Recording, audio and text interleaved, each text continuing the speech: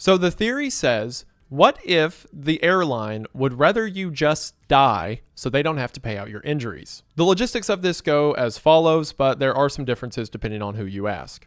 Effectively, it states that by placing your head against the seat in front of you, a seat which again absorbs most of the shock of a crash, that force goes through the chair in front of you into the top of your head and snaps your neck, ensuring that the airline has to deal with as few injured clients as possible. But in concept, the theory doesn't make sense.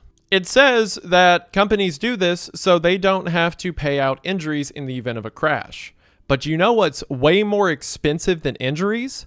Dying. While there is new legislation that dictates the minimum amount an airline is required to pay in the event of serious bodily injury is around 140,000 US dollars. And there's new legislation on the way that brings that number up to more like 300,000. Companies that have to pay out in an accident will argue the legitimacy of these events and try to get the number down as low as 10 or 20,000. Whereas when someone dies, the payout is normally in the millions. On average, by far, companies pay out way more for death than they do injuries. Death can also go way higher than the 5 million number. In cases where like CEOs or something like that are killed, the number will be 20, 30 million. That's because a lot of the time in these cases, the damages that are given to family is based off of potential income that that person could have made throughout the rest of their life, which try to think about that for more than 10 seconds without being radicalized. It's way more expensive for companies if you die rather than just get injured.